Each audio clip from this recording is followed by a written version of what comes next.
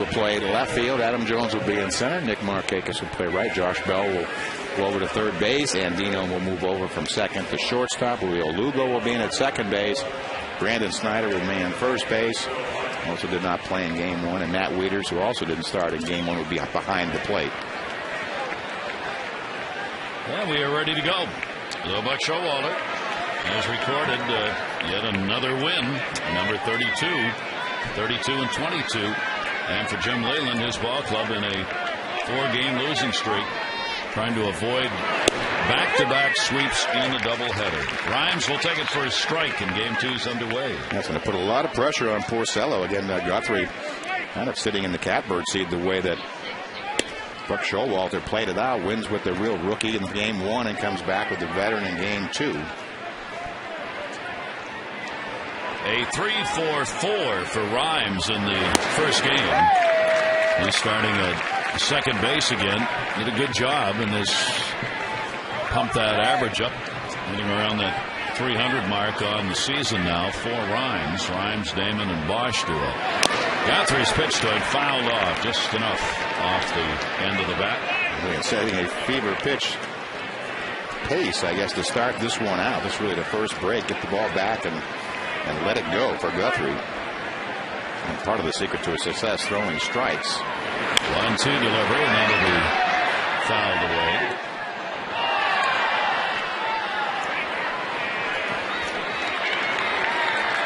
Tigers now 80 and 79 on the season. The Orioles 64 and 95. And again, get him inside, and it's fouled away. Orioles, of course, 64 wins, 98 losses last year, so they have equaled the number of wins they had last season. With 3 games to go, this one tomorrow night and Sunday afternoon. 1-2 delivery, swung on and missed. Rapid fire fastballs in the 1-2 pitch to Rhymes. Pulls the string. Straight changeup at 87. Just a perfect pitch from Guthrie. Last 5 starts, outstanding. 3-1 mark, 3.21 ERA, only 5 walks, and 27 strikeouts. Strike taken by Johnny Damon. Damon at the 273 mark. Towards short, and Dino's playing short. Ooh, just got him. Damon hustling down the line, second out. Now off the bat of Johnny Damon, really off the end of the bat, and a little bit of a double clutch to get a grip on it. Reaches back for a little extra, very close play, and again, Johnny Damon always hustling down the line. Brendan Bosch, who had a 1 for 4 in game 1. Hitting at 260 on the year. Cooled down a little bit here. It's supposed to, at least, but as you said, it went up a degree from start time 4:30 for game number 1. Bosch with a big helicopter swing. Guthrie gets a strike on him. Yeah, Guthrie's had good success against this club in 4 career starts, 2-1. That'll get down to first base. Snyder's there. Guthrie covers in a real good start. Remember, innings 1 and 2 have been the problem areas for Guthrie this year. This one, no problem at all.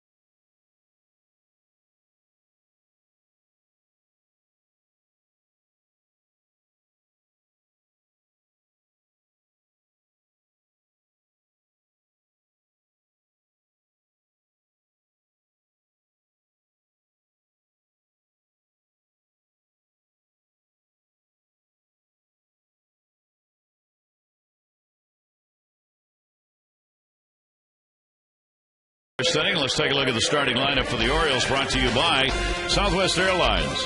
Lugo, Markakis and Jones, Fox, Wieters and Reimold, Andino, Bell and Snyder. Adam Jones in game one, a big 3 for 4, couple of doubles, and his first 4 RBI game of the year. And tonight's PNC scouting report on Rick Porcello and what he needs to do to achieve success tonight. No leadoff. One thing he has been very successful on is retiring that leadoff hitter 72% of the time. Make it a half a dozen. He's won 5 of his last 6 starts, trying to go 6-0 with 2.98 ERA in those last 6 starts, and run away and hide. The only problem he's had when men get on base, he's had his problems. They're hitting .332 with 7 home runs. His first start at Camden Yards, and he gets a strike. Julio Lugo leading it off. Most of the Oriole batters have had 2 or 3 at bats against him, and that's been it. Haven't faced him very much. And Lugo will take the pitch down low, and it goes to 1-1. Porcello lifetime 1-0 against the Orioles with a 3.18 ERA. 1-1 delivered. Chopper to short. Santiago. Lugo is out and away. With the defense, Rayburn will be in left. Wells will be in center. Bosch will man right field. Inge will be back at third base. Ramon Santiago will play shortstop. Will Rhymes will be back at second base. Don Kelly will be at first. New catcher and Gerald Laird will be behind the plate. And catching the youngster Rick Porcello.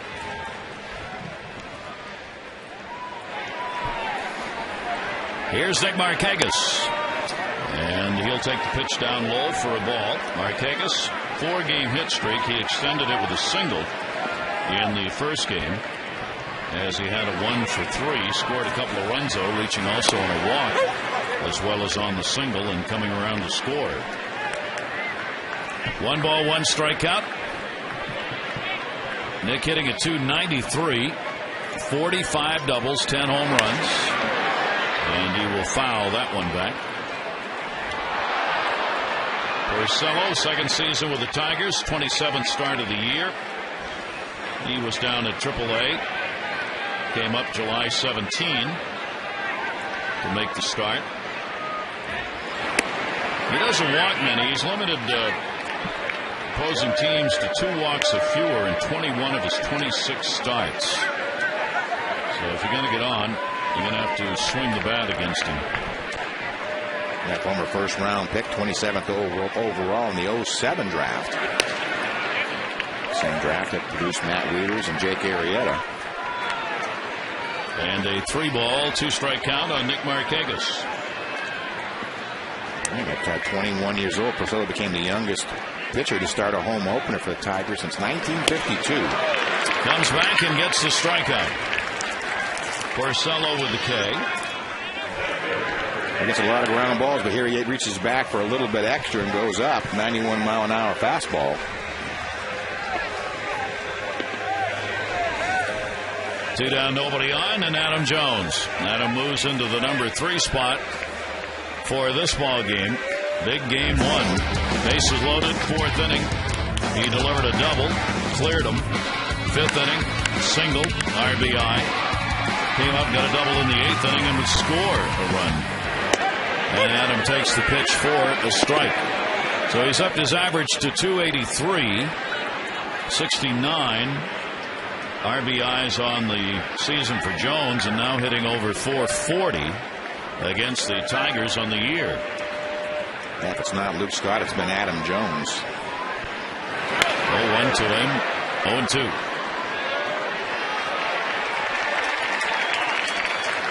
Porcello, when he started first year, had a pronounced ground ball fly ball ratio on the positive side for ground balls, 2.23.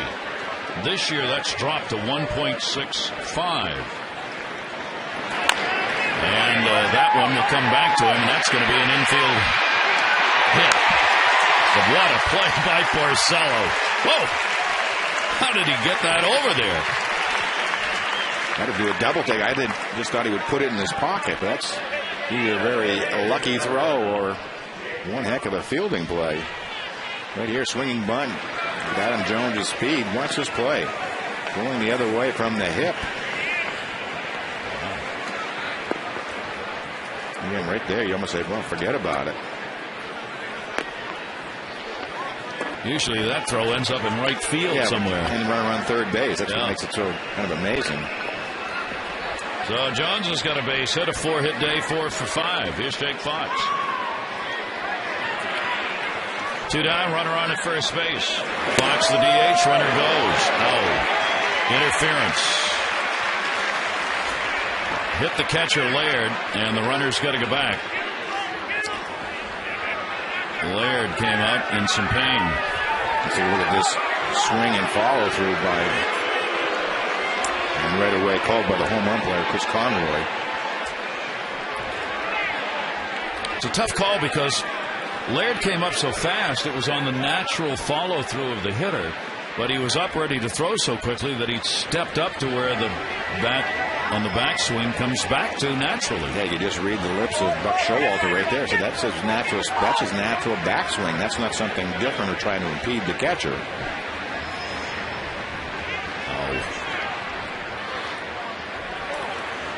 Nevertheless, runner back to first base. Chris Conroy, the home plate umpire, making the call. 0-1 count on Jake Fox. Mr. Flanagan says, I knew Fox would be in the lineup. I said, why? He said. He's only hitting .474 against the Tigers this year. Again, if it isn't Adam Jones, it's been Jake Fox this year. 9 for 19, double, triple, 2 home runs, 5 RBIs, and just 19 at-bats. And how about a base hit? Jones at second will stop. So the Orioles with 2 down get back-to-back singles by Jones and Fox, who's the DH. 2 on, 2 down.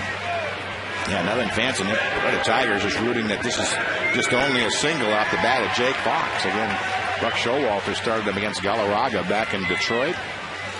And Jake responded with a 2-run homer a second time up to give them the lead. Matt Wieters did not play in Game 1, back in the lineup. And doing the catching for this one. Matt's got a 3-game hit streak, during which he has gone 3 for 11. Did not have a good road trip. Only 4 hits in 27 at-bats on the road trip for Matt. He gets the RBI opportunity here early against Porcello. It's had a pretty good year. 381 against the Tigers. 8 for 21. These two clubs meet. They really haven't been 2-1 ball games. No. More like Game 1. Each team hitting almost 300 against the other. In fact, with the first game numbers in, it may be 300 in the head-to-head now. We'll take a look and redo those. 1 ball, 1 strikeout. Porcello checks the runner at second base and will come inside under the arms of Wieters. And Matt will get ahead on the count 2-1.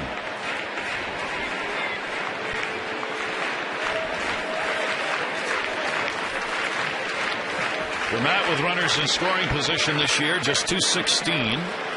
Number he will look to improve on. And .156 when there are 2 outs. 2 ball, 1 strike count. The Orioles this year have been at or near the bottom all year in the 2-out RBI department. They picked it up a bit when Buck first took over, but the numbers have come back down again. Not a lot of 2-out RBIs. And have had some chances. 3 ball, 1 strike count, 2 down here. The Orioles try to get on the board in the first. 21-year-old right-hander delivers. 3-2. Well, making the young right-hander work hard early in this game. Maybe it'll have an effect down the road. And Porcello has won his last 5 starts. Won 8 innings against the Twins his last time out. 8 innings, 4 hits, 1 run. Beaten Kansas City twice. Beat Toronto in Toronto. We know how difficult that is to do. Here's the 3-2 delivery in the way, and Wieters will go down swinging. So Porcello gets a big out. Couple of strikeouts, took him 21 pitches to work his way through. He completed 1, game 2 with a doubleheader.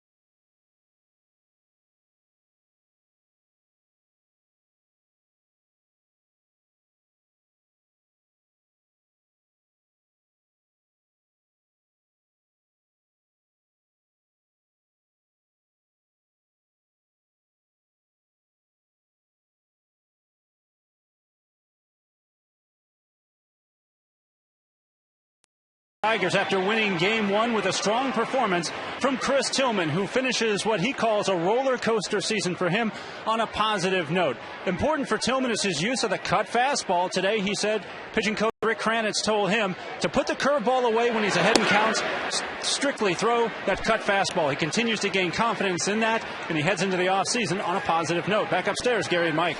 All right, Mark, and he gave up just a run on 3 hits and 7 for Tillman. That one to left field is going to fall in. Ryan Rayburn has himself a base hit. So hit number 1 for the Tigers comes in the second inning off Guthrie. He has Kelly and Inge to face. Kelly had the home run in the second inning off Tillman, the only run that Tillman would give up in that 7-inning performance. 2 for 3 and a walk. First game of the doubleheader for Kelly, and he'll take that one. Runner at first, nobody out.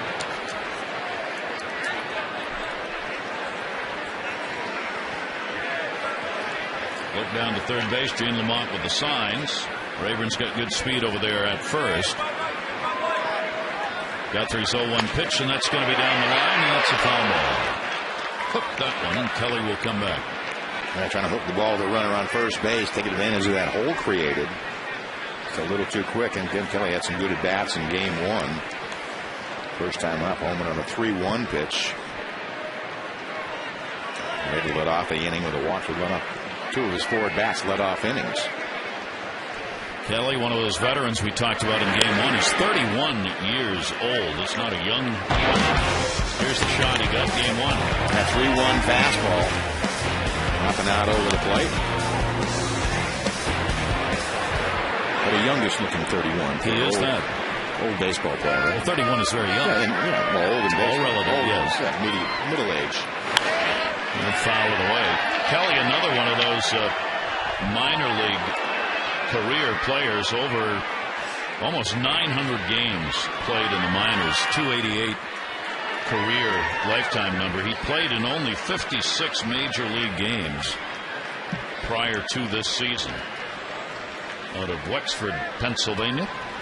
1-2 delivery to him, and off the end of the bat, fouls it back. It's a case of the postseason where the Tigers giving some of their veteran minor league players a chance as a thank you and vote of confidence for the work they've done for the organization to get up here and play with the expanded roster. 1 ball, 2 strike delivery. Kelly will take it inside from Guthrie, and it goes to 2-2.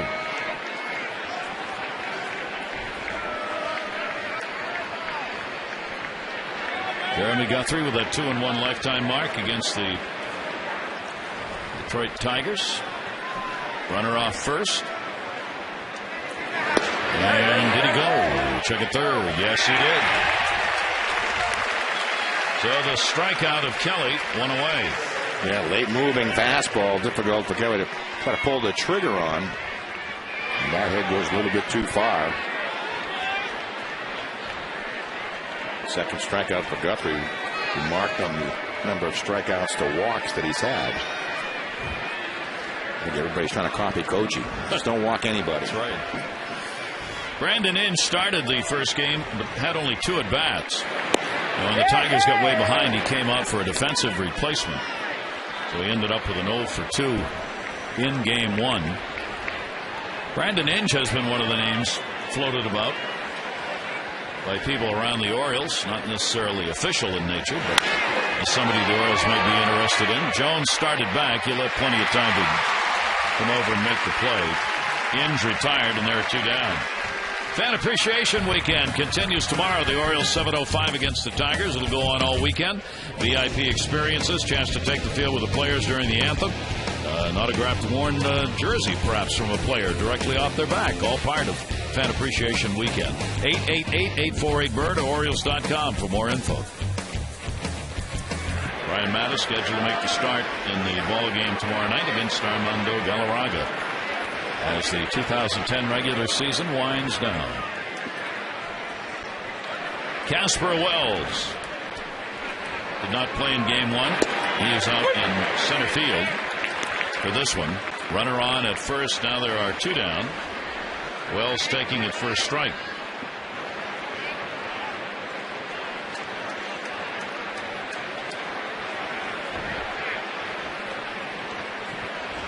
Got 3 with the 0-1 delivery to him. Getting leaning. Did he go? No. Evens the count up at a ball and a strike. Wells has played in 34 games for the Tigers. 4 home runs to 17 RBIs. 6 doubles and a triple to his credit in the extra base hit department. 1-1. And Wells shatters the bat. Line drive to second. Lugo's got it. No runs, 1 hit, no errors, and 1 left on base. No score.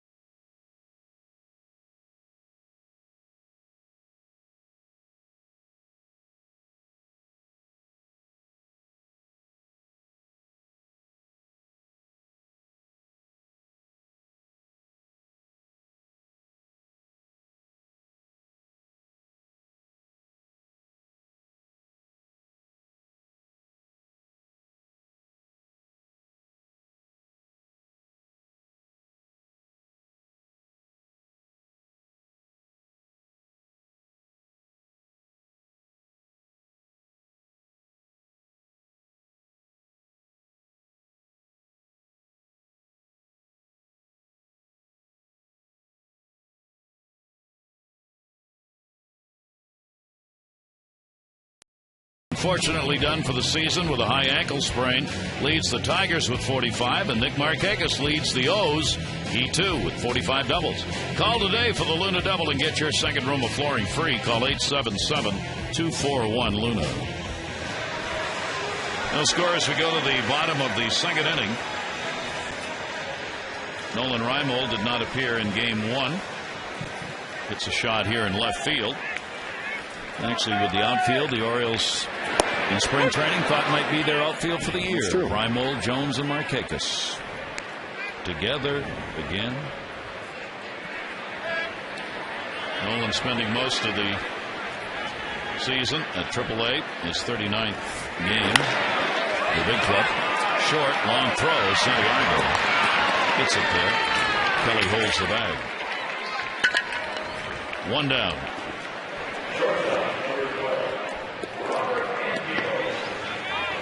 We'll bring up Robert Andino. Andino started at second base. Brian Roberts continues out with the headaches that have bothered him for the last 3 or more days. Until that's cleared up. Not going to be in the lineup. They hope that'll be tomorrow, but he's going to have to go through a workout apparently to make sure that he can do the baseball work and feel all right.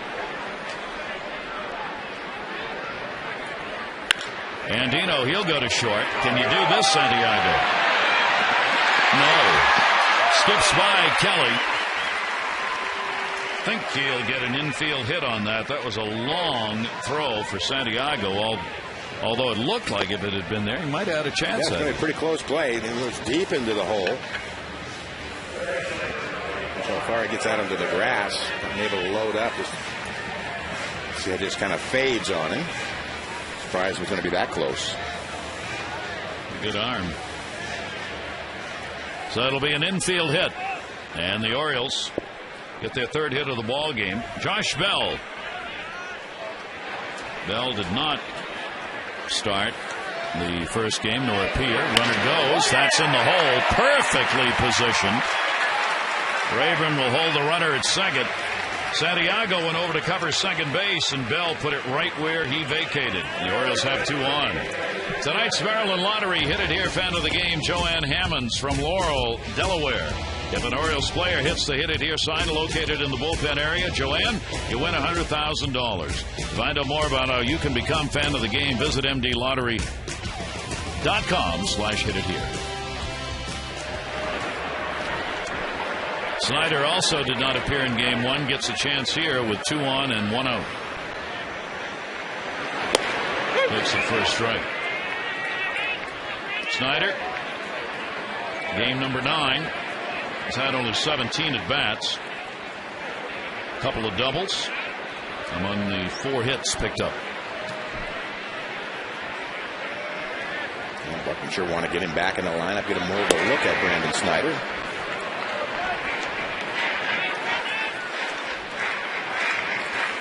One ball, 1 strike count. Only 1 away, no score in the second. The Orioles winning the opener 10-6. Here's the 1-1. Big cut. Ouch. Unplayed umpire Chris Conroy got the worst of that. The catcher and the umpire taking a beating in game 2. Take a look at this. It's like a slider from Porcello.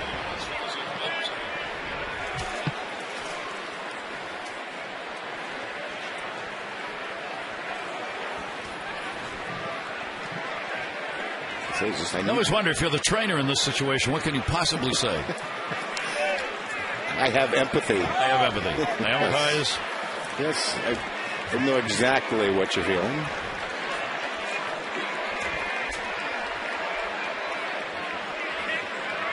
It really is. I just want to get my breath.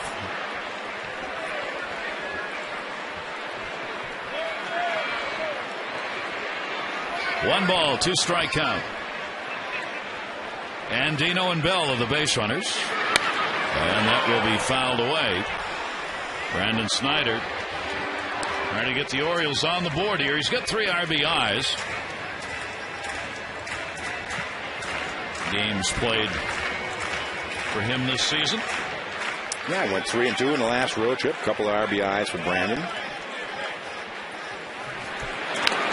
And he'll foul that one back. 13th round, 13th overall pick and first round of the 05 draft. Last time the Orioles swept the doubleheaders against Philadelphia in June of 06. Eric Bedard and Chris Benson were the winning pitchers in those games. 7-4 and 12-5, June 28, 06. Last doubleheader sweep. There have been 6 doubleheaders since that time for the Orioles without a sweep. Last time they swept Detroit was in 2003. They swept the Tigers. B.J. Ryan and Omar Dahl were the winners. And that is the last time Baltimore and Detroit played a doubleheader. It was May 1, 2003. Foul tipped into the middle. Snyder is a strikeout victim. Porcello's got 3 Ks. You know, all the swinging variety. This ball just a fastball away from Brandon Snyder, up and out over the plate.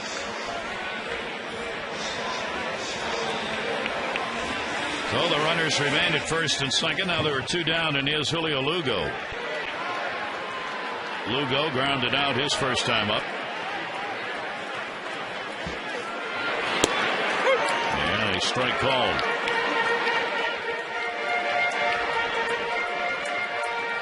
Lugo had only 6 at bats on the recent road trip. Went 1 for 6. Got thrown out of the ball game against Tampa Bay on Tuesday. Ground ball hit right in the batter's box and retired by Rhymes. No runs, 2 hits, no errors. 2 are left on. The Orioles have stranded 4 through the first 2 innings.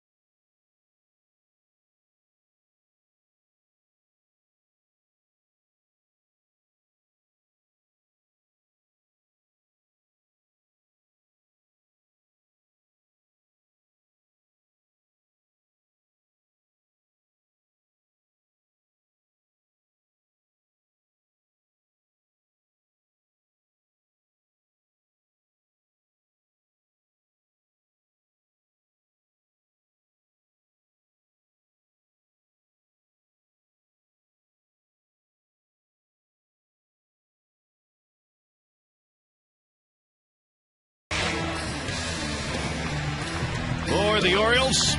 Now 35-29. Those wins here at home. Batting average 269 to 250. Runs per game.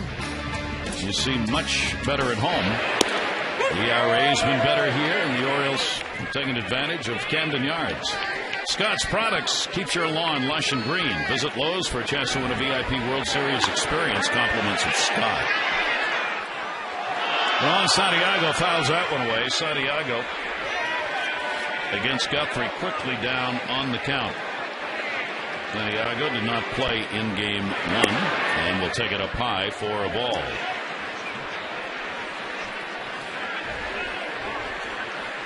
Jeremy Guthrie, one of the number of Oriole pitchers who has really picked the pace up in the games. That one hit him in the foot or leg, and he's on.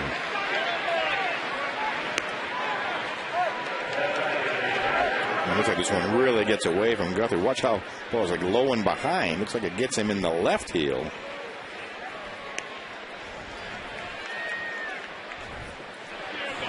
"16 hit batters now and 1 wild pitch."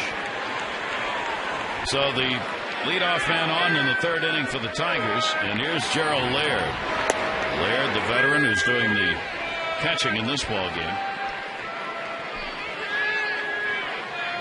Done a great job throwing out base stealers, 36%, well above the average. There you see the hit batter numbers, A.J. Burnett, then Guthrie. Mike was talking about he does a great job of holding runners. You can always see the first base coach over there with the stopwatch, and he'll be timing Guthrie. The time he lets it go, the time it touches the catcher's mitt. And he does take off. How about the swing by Laird? And still got him. Laird swung when it was in the glove of Wieters, and Wieters went right through the bat and made a great throw to get the out. Yeah, really surprised it's not an interference call of some kind. Call there. He gets a pretty good jump. But again, Guthrie's so quick at getting rid of it. Here's what we're talking about. Watch a late swing by Laird. To tell you the truth, it really wasn't that close at second base. But, I mean, probably Mike has seen it maybe comparable to Guthrie being quick to the plate. I actually think Guthrie's a little quicker than Moose. Yep. Boy, as Wieters improved that part of his game. Throwing out base stealers. 2-1 delivery, and Laird takes it for a strike. Didn't think so. And the count will go to 2 balls and 2 strikes. And Guthrie, with a little help from his catcher, able to eliminate that leadoff runner who was hit by a pitch. And that's going to be strike 3. And Guthrie's got 3 Ks. He throws a lot of fastballs, and then when you do throw the breaking ball right on the black outside corner, called third strike. So again, what you have is a Wieters-Guthrie combination. If it isn't certainly Wieters' arm and release point, is Guthrie's speed to the plate. It really discourages a lot of teams from even trying. Again, 200 innings and only 7 runners have tried. Strike taken by Will Rhymes. Rhymes a strikeout victim. 2 down, nobody on, no score. Top of the 3rd inning. And the breaking ball will miss outside, a ball and a strike. Orioles after the doubleheader sweep. Second doubleheader of the season. The other one came in Minnesota. Guthrie with a 2-ball, 1 strike count.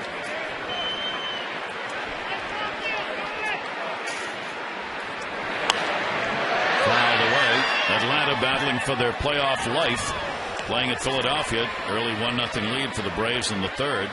There is a chance that Bobby Cox, in this his final season, if the series went that way, could end up losing a chance for the playoffs in the last game he manages. Here's the 2-2 delivery towards second base. Nice stop made. Lugo bobbled and no play. Will Rhymes is on. That ground ball headed for center field. Lugo gets to it in time, and then just mishandles the exchange from his glove to the throwing hand. But then it's too late. Rhymes with good speed and getting out of that left-handed side of the batter's box. Error charge, the second on Lugo this year. And Johnny Damon, who grounded out his first time up, will foul that pitch back.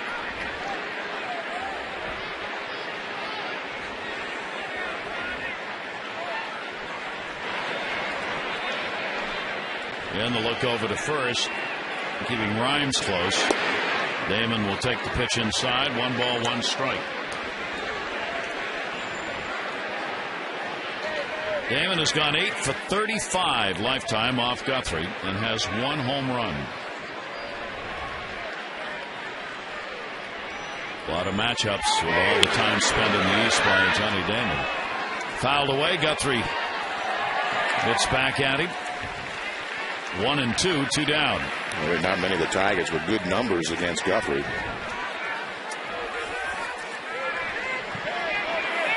Not many at all. 1 ball, 1 strike delivery.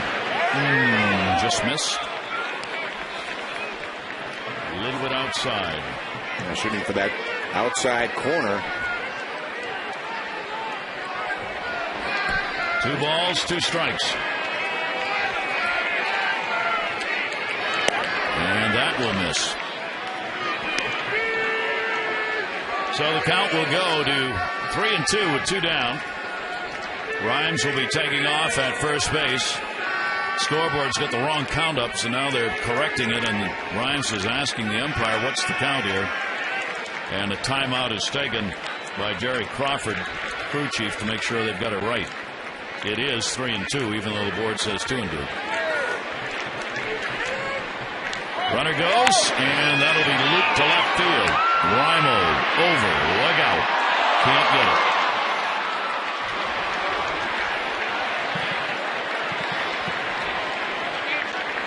Yeah, just out of Rimo's reach. Pretty good effort by Nolan. Ball on the wall really coming just about the same time.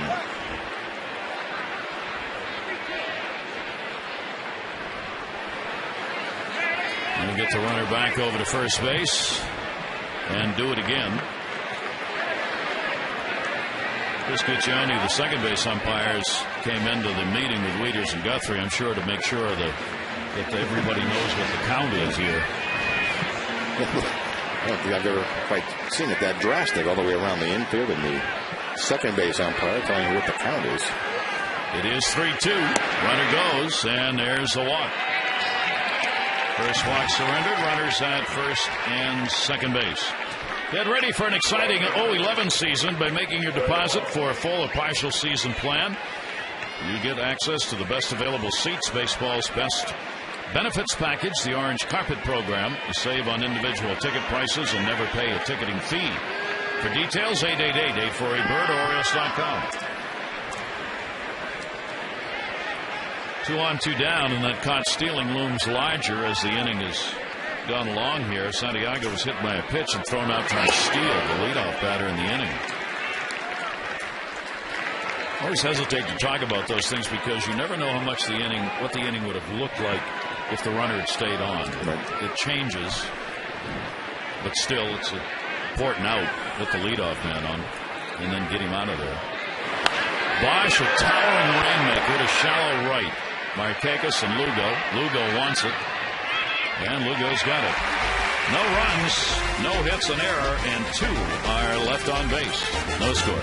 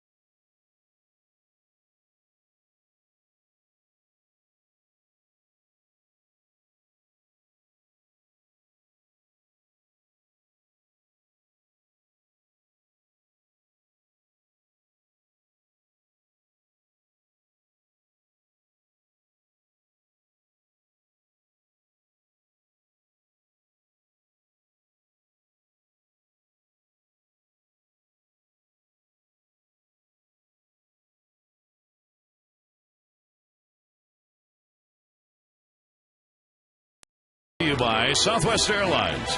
Go to southwest.com. Grab your bag. It's on. With Mike Flanagan, WJZ's Mark Viviano, I'm Gary Thorne, and the Orioles, after winning the opener, go to the bottom of the third, no score here in this one. We will get a new catcher. Avila, who started the first game, is in for Laird. Darrell Laird out of the ball game, and not sure why.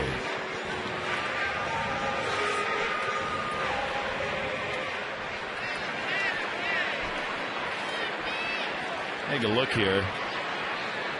This was earlier on with Jake Fox at the plate, hit in the back. That's a good reason to be out of the game. Oh. Here's Nick Markakis. And Nick will take that for a strike. Markakis, a strikeout victim. First time up. He has a 4-game hit streak. Continuing it in game 1. 244 lifetime hitter against the Detroit Tigers. Fouls that one back. Fan appreciation weekend going on. Good crowd on hand. Kept coming in through the course of game 1, and have continued so here in game 2. And couldn't have a more beautiful night for a ball game. Here's the 0-2 delivery. Markakis will be jammed on that and fouls it back. 2 strikes on Nick.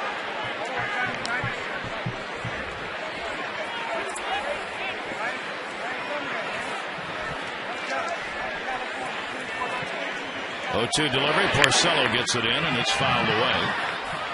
With the effort by Tillman in game 1, the Orioles starters have continued their run under Buck Showalter. 54 games since Buck took over.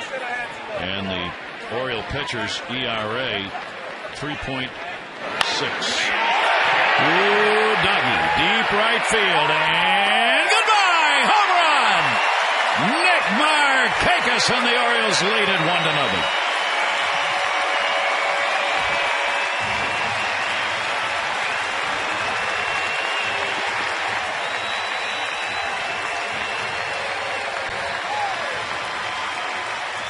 Eleventh homer of the season for Markakis. 0-2 pitch. Trying to come inside.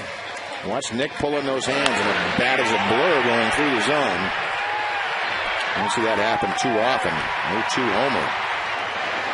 And State Farm donating $100 to the Wounded Warrior Project for every home run hit by an Oriole second half of the season. And Nick Markakis adds to his totals, and the Orioles get the lead in the ball game.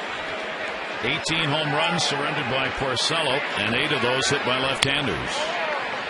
Fouled off by Jones, who singled his first time up. Adams been moved around in the lineup, especially by Buck Showalter since he came. It's only the second time that he's batted third this year. Went 0 for 5 first time he tried it. His career batting average 200 when he hits third. 47 games in that slot in his young career.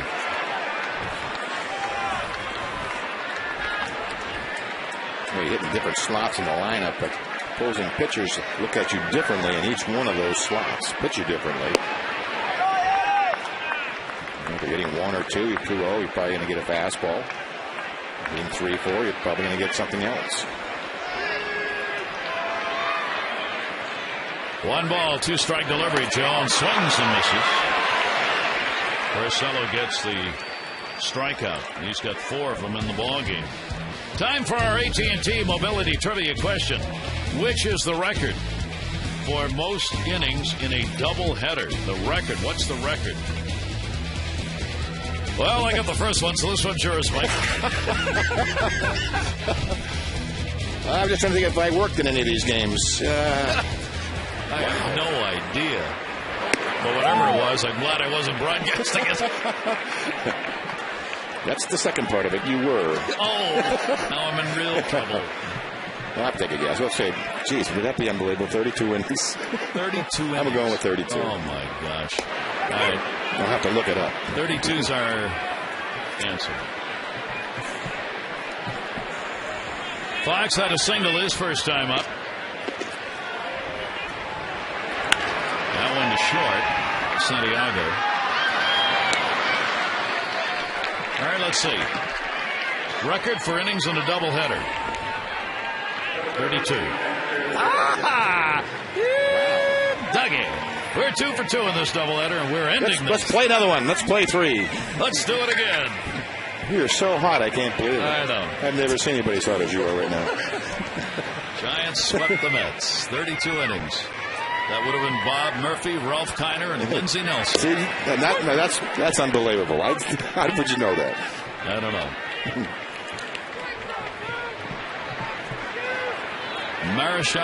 Juan Marichal and Gaylord Perry won the games. Matt Wieters, strikeout victim, his first time up.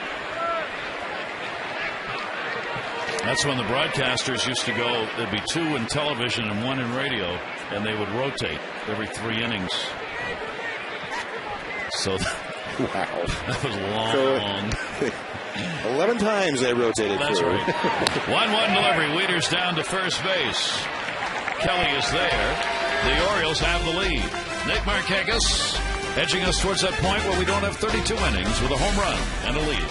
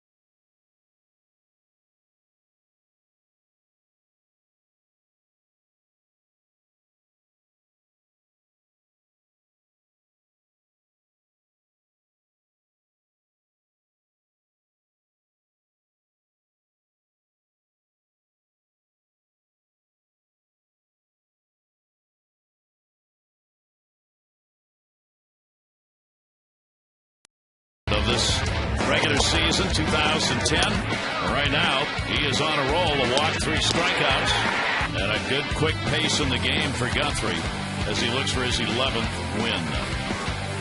Imagine 3 innings of work, hasn't allowed an earned run. Again, this has been more of the same from Jeremy Guthrie. I'm sure he's one of the few, I think, maybe on the pitching staff that would like to see this season continue. It has gotten better as time has rolled on. Here is Rayburn leading it off in the 4th inning. Rayburn is single. He's now 4 for 7 lifetime off Guthrie. Ryan Rayburn will be followed by Kelly and Inge. Now we do have to add to that doubleheader before we let it float away into infinity here that we were talking about the most innings played in a doubleheader. Mike has this fantastic baseball history book that he carries. That one will go to short. Dandino, that ate him up. And can't get the play. So Rayburn is on. And that's going to be an error charged on Andino. So the second error for the Orioles. Yeah, rocket right at him. One hopper off the heel of his glove just far enough away, and he can't really load up and get enough on the throw. In that doubleheader, May 31 of 64, Mets and Giants, longest doubleheader Major League history, took 9 hours and 52 minutes at Shea Stadium. They started with 57,000. When it ended, they had less than 10,000 still watching the game. That one in the air to center, hit hard by Kelly. He'll be retired. One away, runner back to first. The second game of the doubleheader went 23 innings. The second game took 7 hours and 23 minutes, the longest game ever in terms of time played. There was a triple play in the 14th inning. Orlando Cepeda was involved in that one. And Gaylord Perry would get the win. Galen Cisco with the loss. The team set a record also for the most innings played in one day, 32. Oh, my gosh. No wonder the crowd had dwindled. So had the players. Yeah, 10,000 doing there. Wow. That was a doubleheader. Reason to never complain again. That's right. There's always something to point to. You can always find something. If you can't say something nice, don't say anything to me. And if you think things are bad, there's always something worse. Yes. Where is my mother? I just say, as you were holding the light over the engine in the middle of winter. 0-2 count. And the pitcher's up. I know when yeah. When the water froze coming up from the river to the house, and we had to go down to the pump house halfway to the river and hold the light, and it was 32 below, and we were in a cement dungeon. Those were not the things my father was saying. Was quoting to you? Yeah. As I held the light. Right. Swung on and missed. Inge flied to center his first time up. No, most of mine were, let him climb that thing. He'll find out. Go ahead, put your tongue He'll on be that. fine. Yeah, stick it on that pole. It's 40 below. Guthrie gets his fourth strikeout. Pretty good breaking ball. Good stuff again tonight from Guthrie. And there are two down. So Rayburn on at first base reached on the error. He's still there, 2 away. And here's Casper Wells.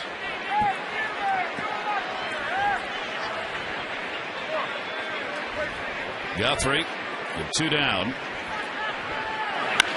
That one in the air to center. Jones with a lot of room. He's got it. No runs, no hits, an error, and a base runner left on. The Orioles on the Marquez home run, and Guthrie's pitching have a 1-0 lead.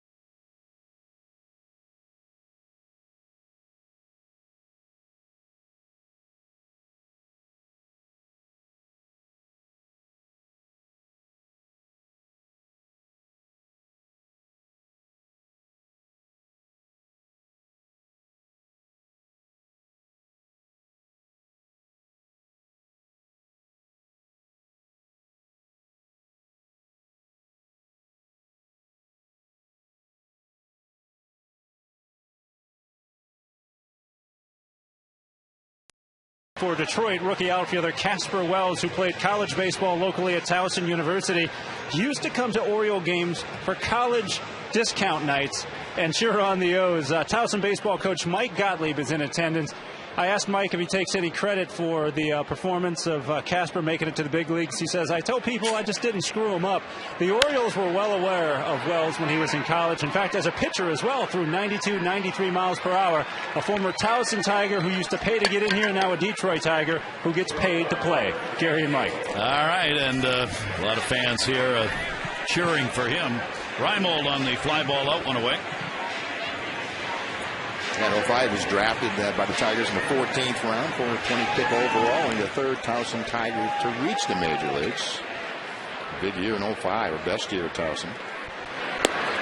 362, 18 homers, 66 RBIs in 58 games. That'll get you noticed. Here's Robert Andino, and his ground ball hits the side of the mound, and he's 2 for 2. 2 singles in the ball game for Andino, who, by the way, was charged with his first error in the big leagues in that last half inning this season. So Andino trying to make up for it here, although it was not costly to the Orioles. He gets on and bells up. Bell has a single. Runner on at first base and one away. I think it's fair to say Josh Bell did not have the kind of 2 months that he was looking for. He really wanted to be able to go out there and make it pointedly true that my job's at third base. I've won it. Now, if anybody else is going to have to come and take it away from me. That hasn't happened. No. He just has not been able to put up the numbers. Hitting .211, 209 right, 211 left. Has played a decent third base, but there's been some shaky moments there as well. That's been tough for him because the pressure has really been on him. He knows. That was his opportunity. Yeah, it was his opportunity to try and get it done. The second base Rhymes to Santiago. Over to Kelly. No runs, one hit, no errors. And nobody left on base. Double play gets Porcello out of that inning. The Orioles lead 1-0.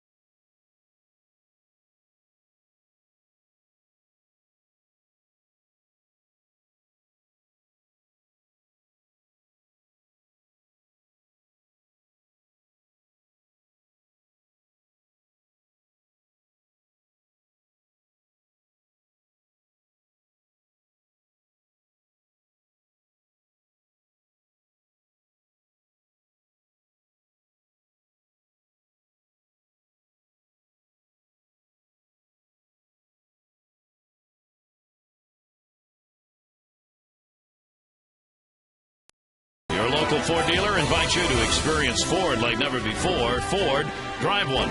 And by H.H. Gregg, we make buying TVs and appliances simple. H.H. Gregg, price and advice guaranteed. With Mike Flanagan, WJZ's Mike Viviano. I'm Gary Thorne. Gorgeous night here at Oriole Park at Camden Yards. And the Orioles have a 1-0 lead in Game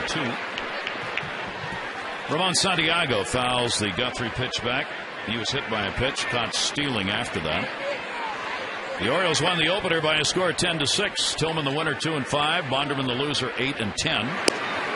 The Orioles came away with a 6-run fourth inning and a 3-run fifth. As the Orioles had big games from PA, who got 3 RBIs. Adam Jones' first 4 RBI ball game. Greg Tatum, great job behind the plate and at the plate as he got a couple of hits and 3 RBIs. 2 ball, 1 strike count. In the air to left. Reimold. Santiago's out of there. Tomorrow from noon until 1. Don't miss Oriole rookie Josh Bell. He'll be at the Wendy's located at 3620 Washington Boulevard in Baltimore. Josh will be meeting fans, signing some autographs, and that is tomorrow, noon to 1 at the Wendy's, 3620 Washington Boulevard in the city. For details, OriolesReach.com.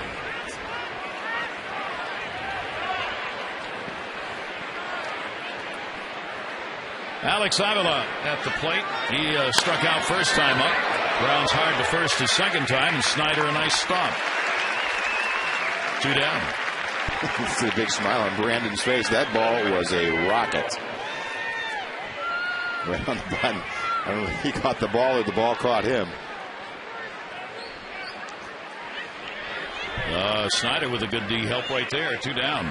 And we do understand Gerald Laird, who was the starting catcher, came out because of a left shoulder contusion. So it was that backswing that he caught right in the middle of the back. Here's Will Rhymes, the leadoff batter. He has struck out and reached on an error. 1-6-2 for the Orioles. 0-1-0 for the Tigers.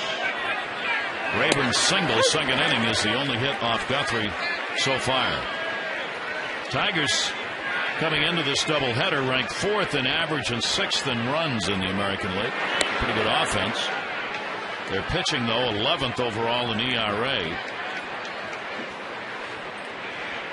They have given up the second fewest home runs, though. So Markakis got one off Porcello to give the Orioles the lead, and it's been a bugaboo for Rick Porcello of late. He's given up a home run now in each of his last 6 starts after Nick got his in the 3rd inning. 2-ball, 2-strike count. That one to short. Nice knockdown Andino. 360 bouncer, and it will get by Snyder. Hard throw to have to try and handle. And Will Rhymes with good speed. Again, he gets good speed and he gets out of the box well. He's almost on the move. One hop grounder to Andino. Low throw, and I'm not sure they would have had him even if Brandon Snyder was able to pick this short hop.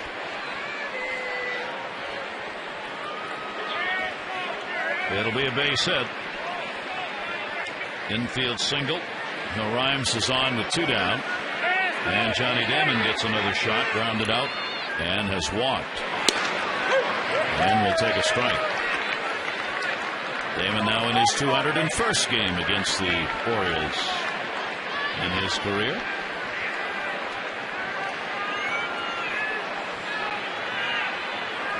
Damon lifts that one towards second base. That'll be handled by Lugo. No runs, 1 hit, no errors, 1 left. Guthrie continues to cruise along with a 1-0 lead.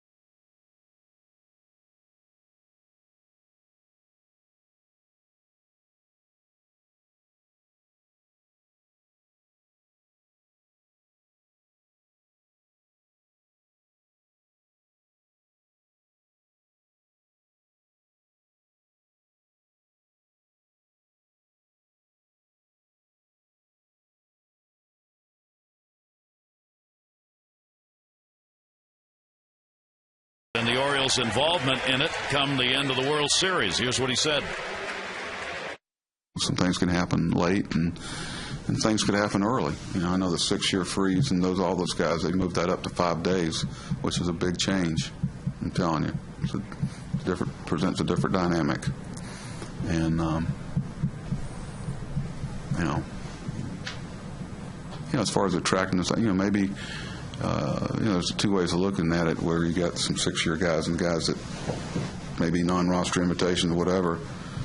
They may be, if you're not perceived as a real competitive club, our place gets attracted to them. But you want people to be attracted here for the right reason. And the changes, of course, in the free agency. That one's going to be blooped by Brandon Snyder into right field for a base hit. Snyder leading off the 5th.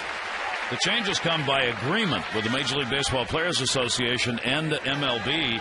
This past week they changed the free agent rules. That's what Buck was talking about, that he thinks is going to be a dynamic change.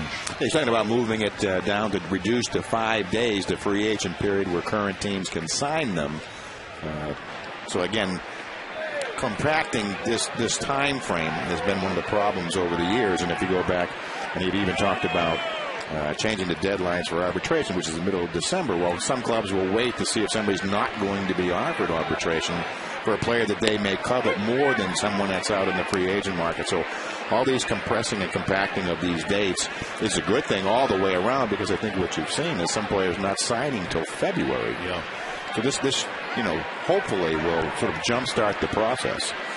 That is the hope. I don't think clubs need 15 days to know whether they want to keep this player or not. I mean, the players you know the most about are your own. So even 5 days, you could probably do it, in a couple of days, obviously, or probably already have your mind made up now. Don't have to file anymore for free agency. When you become a free agent, you're a free agent. That's it. There's no more of this filing that has to be done. It's just automatic. Yeah, because there's some gamemanship with that also. Inge one relay. Oh, nice play. Rhymes at second base with a real fine pivot with Snyder bearing down on him. The key to this double play is a good feed from your third baseman. Inge on the run. A little bit of a bobble. They get it to Rhymes right where he wants it, chest high, and gets rid of it quickly. Watch his throw from Inge. Again, a little bit of a bobble. That puts it right where Rhymes wants it. Nice play. Nick Markakis coming up. He has our fourth drive of the game. That 0-2 pitch to Nick. From the inside half. They fouled off a couple of tough pitches away, but still an 0-2 count. And drives that Porcello pitch over the right center field fence. And that is the run that's on the board. Your local Ford dealer invites you to experience Ford like never before. Ford Drive One. And Porcello now with that streak continuing of the home runs in each of his last 6. Ironically, he has won his previous decisions, giving up home runs, going at least 7. And the team won in his no decision game where he gave up the homer in that streak. Though the home runs haven't affected the outcome negatively for him. 1 ball, 2 strike count. Nick Markakis 1 for 2, 5-game hit streak. Nick takes out to left center field. Wells going, diving, and makes a nice catch.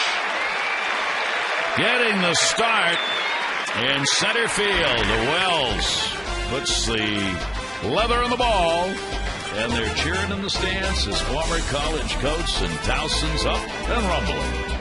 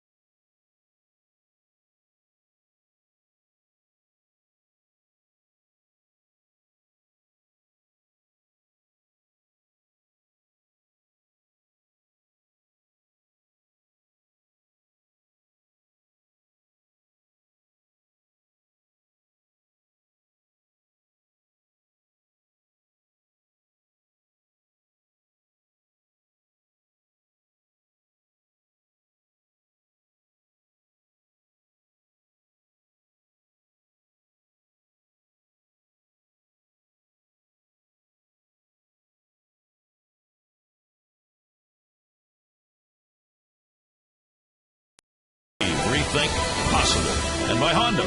Look for money-saving leases and low financing at your Honda dealer. Great night to be at the yard. Some tantalizing morsels there. And Guthrie will get the slow ground ball off the bat of Bosch and will get the out at first base. It was a fair ball, and it was there in time. 1 pitch and an out. I got it. You take it. I'll take it. You got it. It went back and forth 3 or 4 different times. That shows you what a good fielder Guthrie really is. He runs right along with this. Actually made eye contact with Brandon Snyder. Deciding whether to go to the bag, take the ball and go to the bag, let it go. And a lot of decisions had to be made in a very short period of time. Yeah. Snyder's had a busy night down there at first base. Here's Rayburn, a hit, and has reached on an error. The Tiger box, not a whole lot going on, much like the early part of game one. Will Ryan through the single, and Ryan Rayburn has some decent numbers against Guthrie. That's about it. And our box score presented by Mass Mutual. With that 2 hits in that box score, that's it. Couple of singles. Grimes has one, Rayburn the other. Rayburn got his in the second inning. Tigers have stranded 5, only 1 in scoring position. That was in the third inning when Rhymes got down to second base. Snyder will try this one over the shoulder. And no.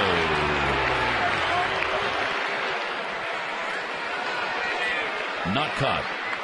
Not caught. Over the shoulder. Tracks it well. And looks like it goes off the thumb of his glove. That's an error. Keep the at-bat alive. That's 3 errors tonight. The Orioles have been charged with middle infield and Dino Lugo, and now over at first base Snyder. So Rayburn's at bat stays alive, and that'll be outside. A 1-ball 2-strike count on him. We'll just do the extra pitches for the starting pitcher, and that goes up. Guthrie at 74 pitches. 1-2 delivery jammed him, and it's fouled off. And just 74 balls thrown by Guthrie. He's just been attacking that zone fastballs early in the count.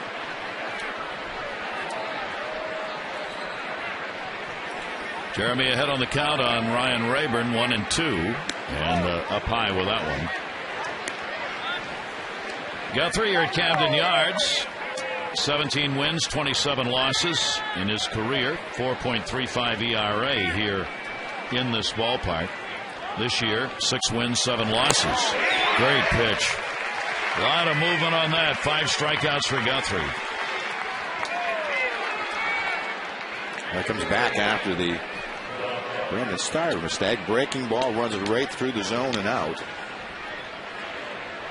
It's a season comparison wins in innings 07, 08. It's the 08 and 09, and right now at this point 10 wins.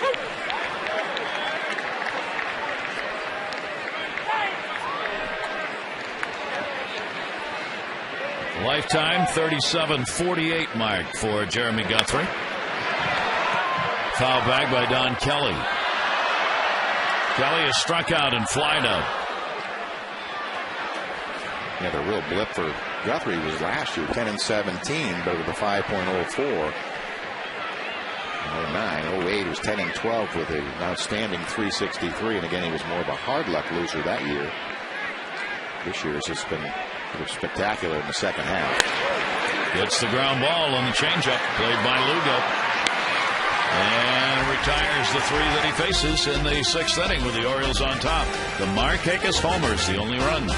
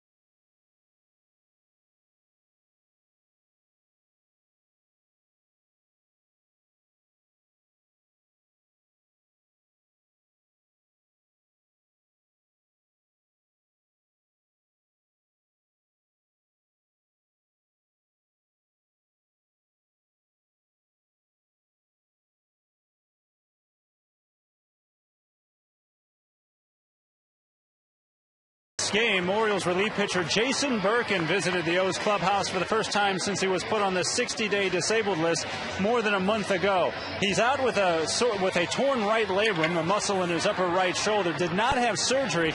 He did see the Orioles team doctor today and hopes to begin rehab soon. He appeared in 41 games as a relief pitcher. Manager Buck Showalter said of all the guys he's had a chance to see, he's seen the least of Birkin. As Jason tried to make a good impression, he'll hopefully have that opportunity at full health come spring training. Upstairs now, Gary and Mike. All right, Mark. And good to see him back at the ballpark. He was one of the three names that Buck Showalter was asked about as far as the pitchers were concerned. Guys who have been in the bullpen, Hernandez, Birkin, Jim Johnson, whether or not they might be considered as starters. And obviously very tough to answer, as he said that will largely depend on what happens in the offseason. Is there going to be an acquisition or two? Yeah, he's aware of the, I guess, flexibility you have with those pitchers. And certainly for us who saw Jason early in the year when things weren't going well, it was really about the only reliever that was lights out. He really had a lights out slider for about 3 months. Yep. He was talking about making the All-Star team, I guess, and that's when you think about it, that Buck Showalter really never saw that. Fouled away. Jones leading it off, bottom of the 6th inning. This is brought to you by Mass Mutual. Let's see, Markakis says solo home run, the only scoring in this. The rest all singles. The 0-2 homer by Markakis. Slider will miss outside. Jones a single, and he is struck out. 4 hits, 6 at bats in the doubleheader for Adam, who's hitting over .430 now against the Tigers on the year. Rick Porcello's pitch is a base hit into right field. So Jones, a 2-hit ball game, 2 for 3, leadoff single in the 6th.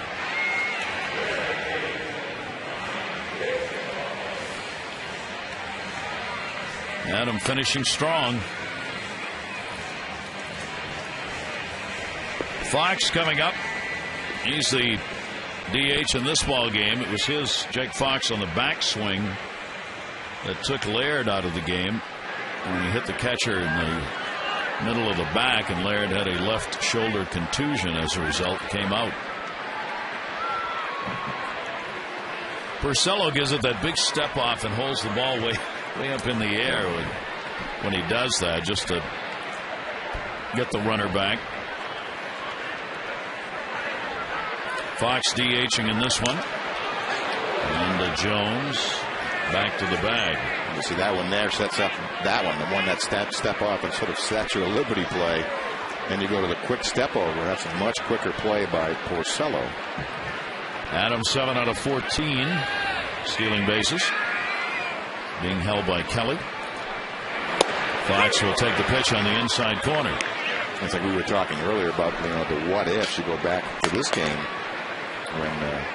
when Fox was at the plate, didn't hit the runner or hit the Laird in the back, and Jones had really stolen second base. Then he followed with a single. Yeah. So again, if he get hit in the back, would that have happened? Maybe 2-0. Never know. Jones had a dive back in that time. Porcello in a 1-run ball game here in the 6th, trying to make sure Jones does not get any advantage in the lead over there and keep that double play in order as well. And he's only thrown 16 balls tonight, so both pitchers throwing an incredible amount of strikes. Slider, that'll miss. 1 ball, 1 strikeout. He did not go around on it. Jerry Crawford, first base umpire, and the crew chief. 1 ball, 1 strike on Fox.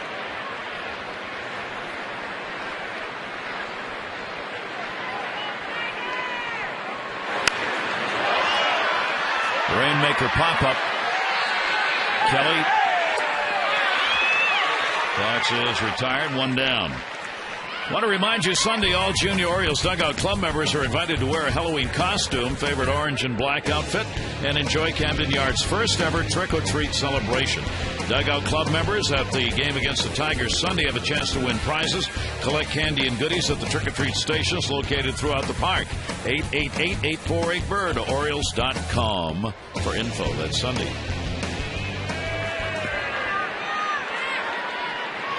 One away. Here's Wieters. Matt Wieters has grounded out and struck out. Jones goes back to the bag at first.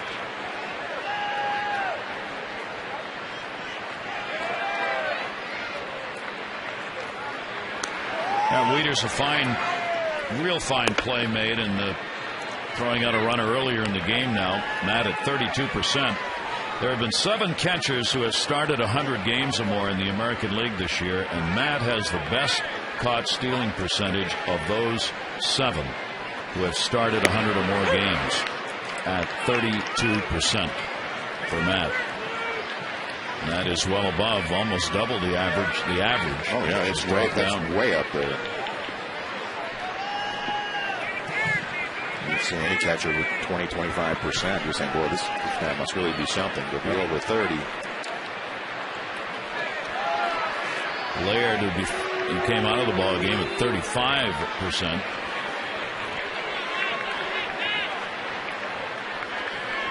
Avila behind the plate, 32%. Again, goes back to the number of games. Probably more about how many in the percentages. Yep. This season versus last for Matt. Number of games up, home runs a couple, RBIs. He'd like more, walks. Dramatically different there, and that fielding percentage has stayed right up there. And his role as a leader in the ball club expanding. 2 strikeout. Jones on at first, had the single, leading it off, 1 away now. And the 0-2. That got him.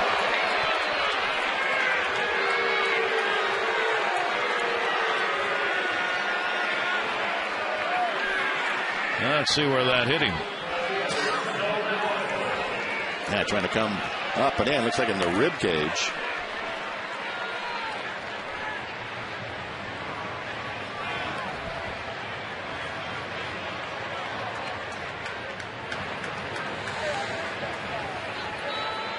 Seventh hit batter by Porcello.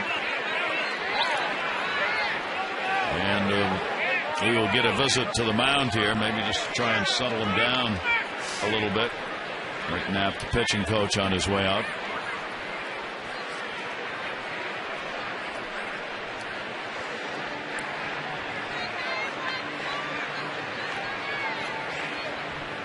You're just trying to coax Porcello back into the zone. 21 years old. 5-0-1 in his last 6 starts. Well, topped all American League rookies last year with 14 wins.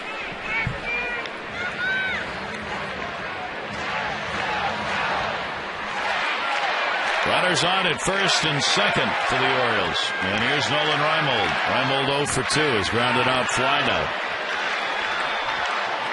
1 down, and that slider is going to miss. Ball 1.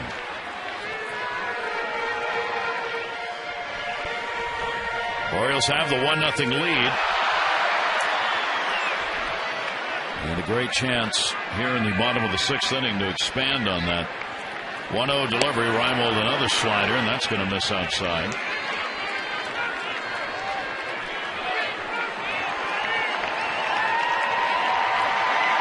Adam Jones, a single. He's at second. And Wieters hitting the ribs on at first. 2-0 delivery. Reimold, a strike to him. Porcello, no walks and 4 strikeouts. I told you he just does not walk many, and he's kept that up so far in this ball game.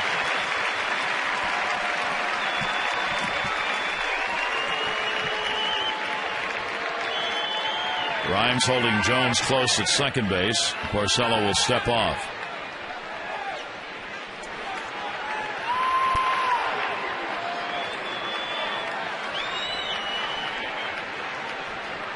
Two one delivery. Foul ball. Kind of hugging the line. Brendan Inge holding out for a long time on that one. Trying to stay close enough to the bag so if it bounced back, he'd be able to step on third. Reimold back 2-2. He was just sort of staying with that foul line. They had to keep hooking foul.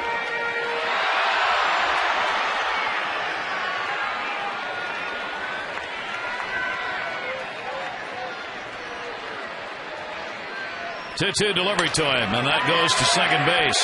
Rhymes, nice shovel. Oh, mercy. That's a tremendous double play, because Rhymes was covering the bag and was moving the other way when he made that play. Orioles up 1-0.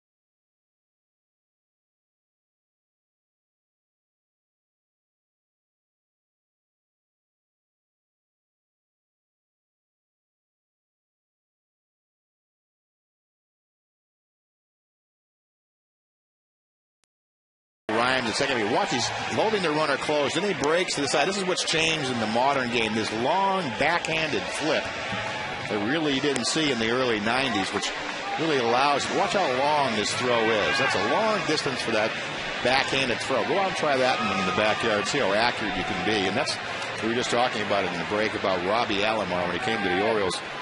Really started to do that backhand flip. That play was traditionally a turn, a quick pivot by the infielder, and an underarm throw hard to the shortstop.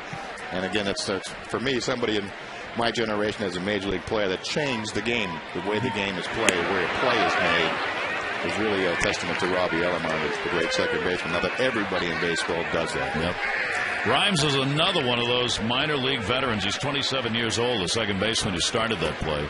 Brandon Inge up here. 1 ball, 1 strike count.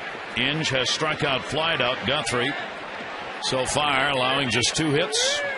Only 1 runner to get into scoring position. Nobody's gone to third base in the ball game against him. Runner at second as Rhymes in the third, and that's where he stayed. But Showalter seeing another impressive performance out of a starter. Here's the 1-2 delivery, and that will miss outside.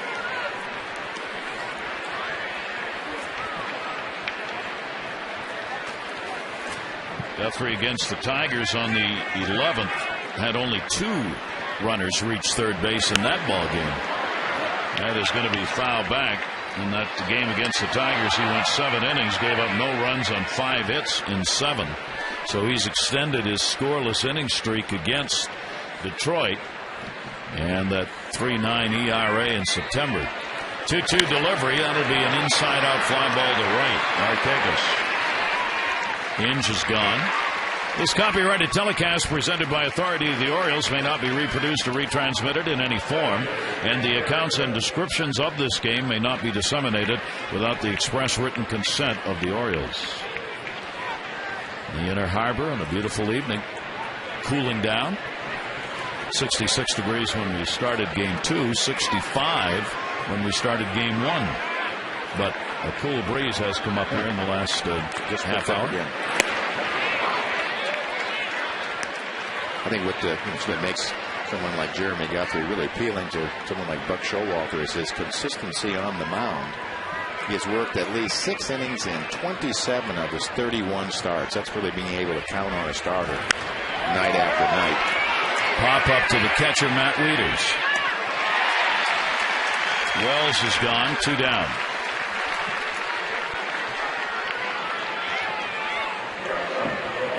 That's a good. Once you get past the first couple innings with Jeremy too, he's allowed 38 of his 93 runs coming into tonight in the first 2 innings. So once he gets through that, pretty clear sailing, and you go back to when this hot streak really started for Jeremy against the Angels, and went 8 1/3, was looking for his first complete game shutout of his career.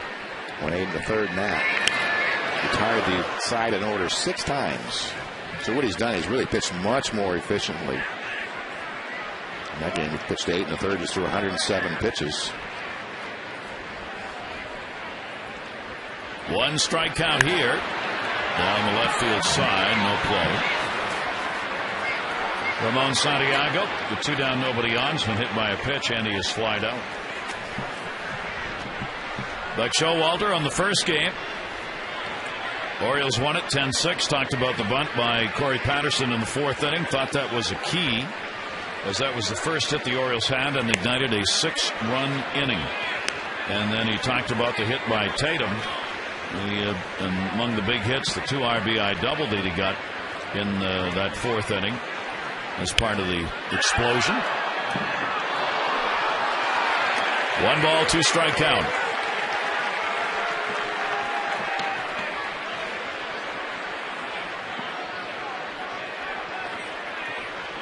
Got 3-4 career starts against the Tigers, 2 in 1 lifetime. This is his 5th. And he has given the Tigers a lot to think about in those games. 2 ball, 2 strike count on Santiago. Down to 3rd, foul ball. Well, you could also say that Cabrera is not in that lineup, but actually Jeremy's had good numbers of good success against Cabrera. Just 2 for 10. Miguel Cabrera with a high ankle sprain is done for the season. Real shame he won't be able to finish it up for the Tigers. 2-2 delivery. Back to the mound. Snow cone. Guthrie. Gotcha. 1-2-3 inning. Orioles up. 7th inning stretch time brought to you by Jack Daniel's Tennessee Whiskey. Please drink, sir, responsibly.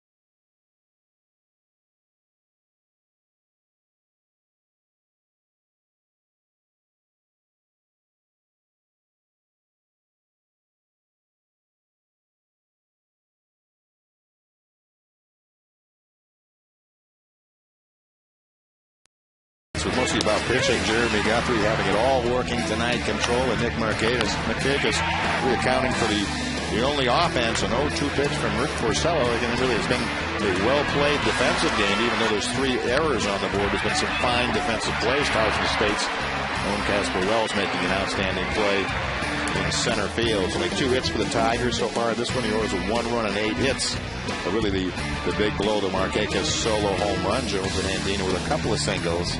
And Jeremy Guthrie has, again, not allowed a run as of yet. Again, continuing on that fine pitching run that he has been on.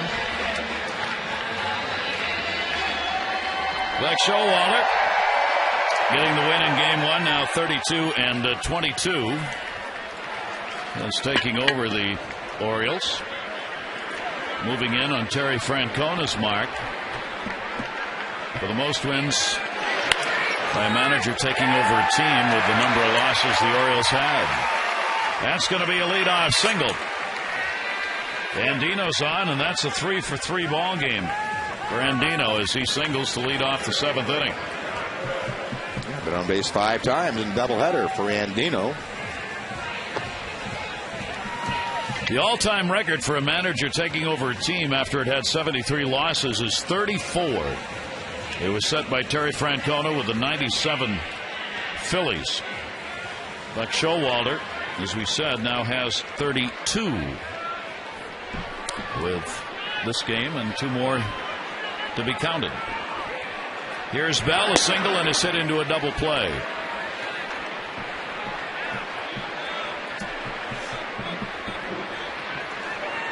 Bell checking at third with Andino on at first base. Robert Andino's got speed.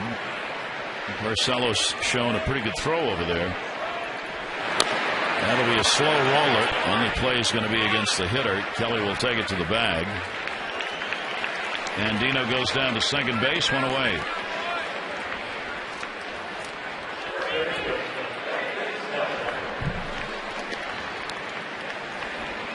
That's something Porcello's been able to do.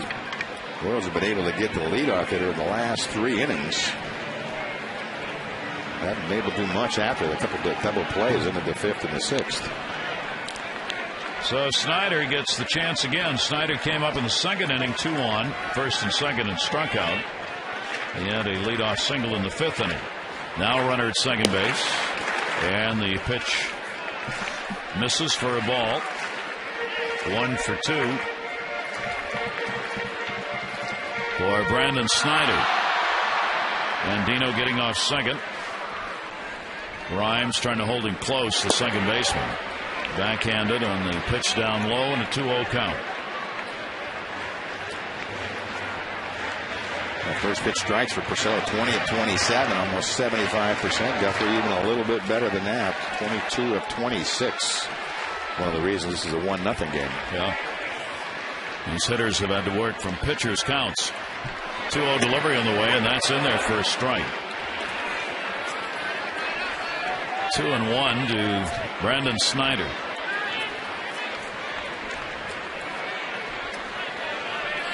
Orioles trying to even up the season series at 4 each against the Tigers if they can win this game.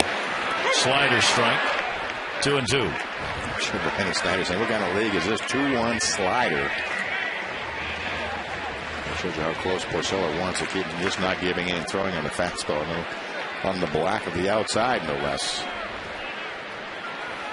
Porcello looking back at Andino and the 2-2. And fouled away, protected. We talk about jumping levels for young players. How about Porcello? Signed in 07. Didn't play at all that year. Signed late in that August. We talk about dates. August 15th date, which should be moved up also. Goes to Lakeland, Florida. A-ball in 08. Goes 8-6 next year in the big leagues. That's why the Tigers have to be excited. I mean, Porcello spent time in the minors, but he needed it. I mean, he's just so young. He hadn't had any experience. Called back up. Tigers have a chance to have a really good pitching staff again next year. Jimmy Leyland's got contract extension that will run through next season with the Tigers as their manager. This is his 5th year with Detroit. That one to short, it's a base hit. Andino will stop at third. Good play by Rayburn as he charges in. So Snyder's on with his second hit. 2 on, 1 down. Start making your plans to join the Orioles in their beautiful new spring training home, Sarasota, Florida. Visit Orioles.com/spring to sign up to receive the latest news on travel packages, game tickets, and more. And you can follow the construction of the Orioles' new spring training ballpark. Training complex being redone as we speak. For details, visit Orioles.com/spring. As Andy and Buck had an opportunity to get down there this past Tuesday when the Orioles were in Tampa Bay and loved what they saw.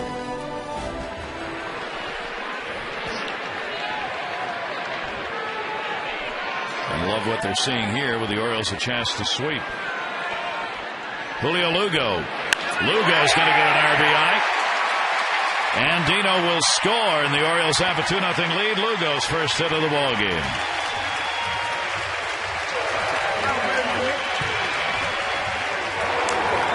Now the bottom of the order, rolling it over for the top, and Lugo taking advantage of it. 1-out base hit, clean single to left field. 20 RBIs for Lugo in limited chances. Runners are on at first and second. Orioles have a 2-0 lead. It's taken 11 hits to get there. And a strike called. Markakis needed only one to get a run. His homer came in the third. Bullpen active. Jorath and Perry up.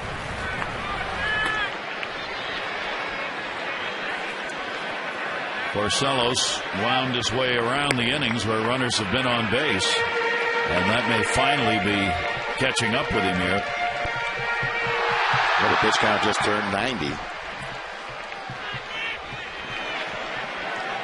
Nick with a 5-game hit streak, robbed by Wells of a 2-hit ball game in the 5th inning on a diving catch by the center fielder. 1-1 delivery on the way. And the count will go to 1-2 on Markakis.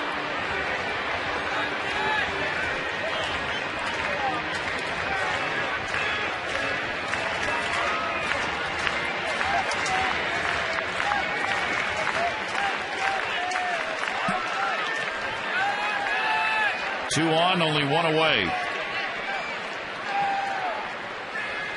Nick has been a constant with the runners in scoring position, number at 326.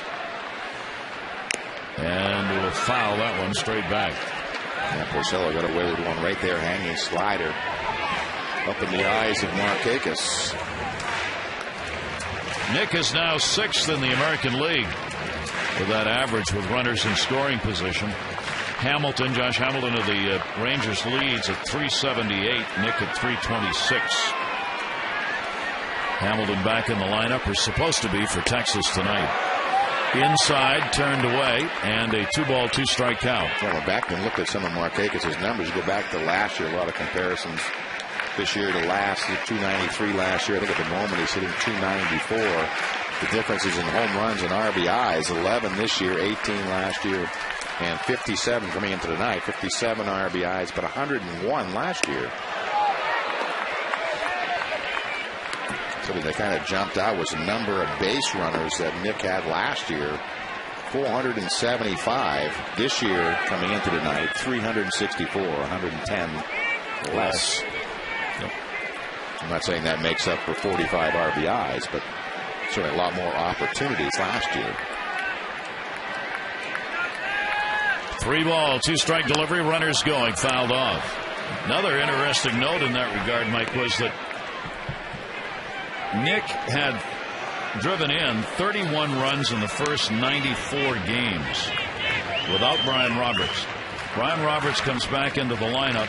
26 RBIs in 61 games when Brian is playing and leading off. So 31 in 94. Brian comes back 26 in 61. Here's the 3-2. Runners going. That's going to be into center field. That's a base hit. Here comes nobody. Bases are loaded. Took a look at third. Snyder held up as Wells did a pretty good job at deking. He held his glove up, and that forced Snyder to kind of hang a little, so he couldn't score. It'll be a base hit, and they're loaded. Well, they're off with the pitch, and Snyder's not sure he holds up. Wasn't sure he's going to catch it. He's in no man's land anyway.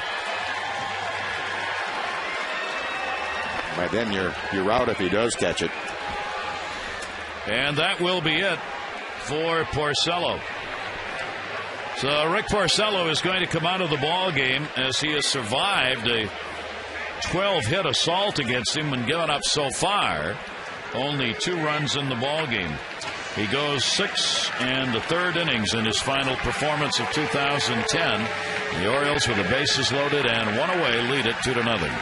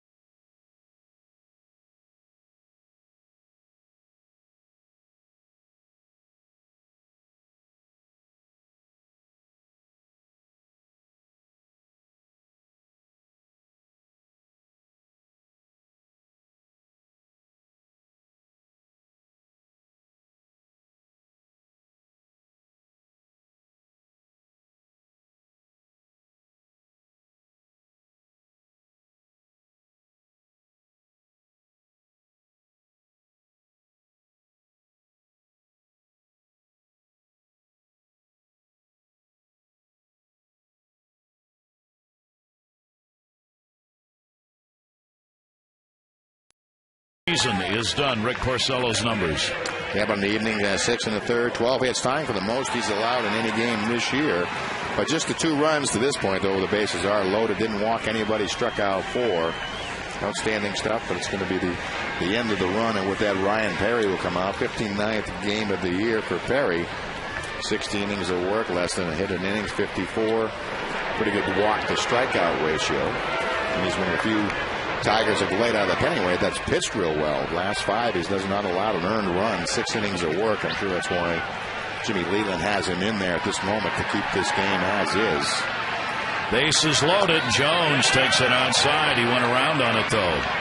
Strike called. One plate umpire making the call on that one. So the bases are full. Snyder at third, a single. Lugo a single at second. Markakis a single at first. 3 for 7 runners in scoring position. Only one chance for the Tigers of the game against Guthrie. Ryan Perry worked on the 29th against the Indians in his last outing. That will be taken. And a 1-ball, 1-strike count. Adam already has 2 singles in the game. He is 2 for 3. And 5 for 7 in the doubleheader.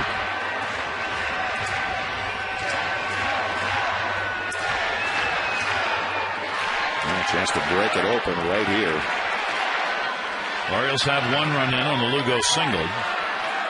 Infield looking for a play at the plate. Jones will take an inside pitch. 2-1. Kelly particularly close at first base. He was 2 steps in on the grass on that last pitch. The others, as you see, are in, not all the way in. Now Kelly backs up a bit. They're playing home, so they have a chance for a double play up the middle. 1 down, 2 undelivered. Jones to second base. There's 1. Nice pickup. And dropped, but picked up by Kelly. Oops. So the Orioles will end up with a run on 4 hits. Double play ends it, and the Orioles have a 2-0 lead.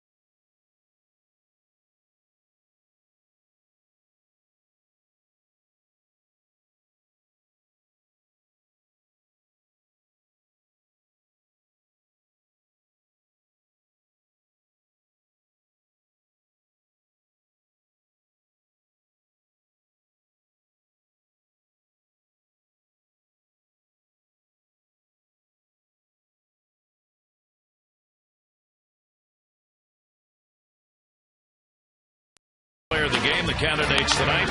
Nick Markakis, he delivered the long ball, his 11th of the year, is also single. Jeremy Guthrie, he's working on a shutout as he's given up nothing. And Andino in this ball game, he's gone 3 for 3, 3 singles and a run scored. Text in your vote, A, B, or C to 518-62. 1 walk, 5 strikeouts for Jeremy Guthrie. As Turris has come into play at short, and Dino, who was there, moves to second base, and Lugo out of the ball game.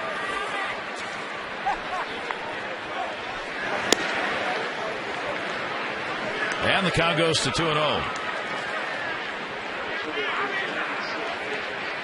That big run in the 7th gives Guthrie a little bit of breathing room. Not a lot, but a little. Avila will foul that one back. really going to have a pitch-efficient inning if you were to even entertain the thought of going 9 and going for a 9-inning shutout, something we talked about it is never had before. 2 ball, 1 strike delivery on the way, and that in the air to center. Jones. Avila's retired. 1 away. Get the latest and official gear of the Orioles. You can do it 24/7. Shop online. You'll find official caps, t-shirts, jerseys, collectibles, and more for the whole family 24/7. It's the Orioles.com shop.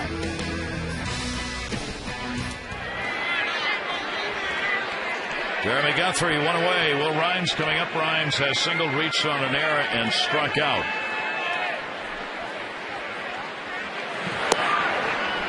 And will be taken down low. Tigers with a 4-game losing streak after losing the first game of the doubleheader. Gonzalez getting ready to go. 1 ball, 1 strike count. By my count, Guthrie's retired 14 of the last 16. Only 2 to reach is an error. Second base. Andino. An error in infield single. Boy, great performance by Jeremy Guthrie. Reminiscent of the game against the Angels that we talked about on August 29, Guthrie went 8 1/3 with that 5 strikeout, 1 walk, 1-0 win. Gonzalez pitched in that game too. He got Bobby Abreu, the only batter he faced, and then Koji came on to get the save in that one. We'll see how this goes. 2 down. Damon 0 for 2 and a walk. A couple of hits and 7 at bats in the doubleheader.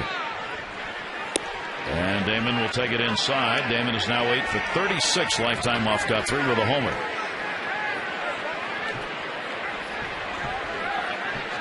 One delivery into the screen, and the count goes to 1-2. Yeah, he's only allowed for 2 base hits. One is the infield single, and Ryan Rayburn has the other. And then there's been 3 errors. That's only 3 men that have been left on base. Damon came into the day hitting .304 this year against the Orioles, and his lifetime average is .302. 29 career home runs off the O's. 2 ball, 2 strike delivery to him, and Damon will take it up high.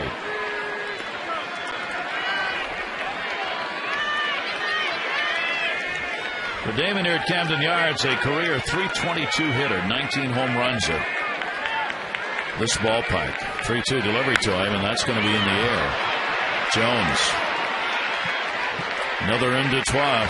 Guthrie rolling along. Retires in order in the 8th, and the Orioles have a 2-0 lead.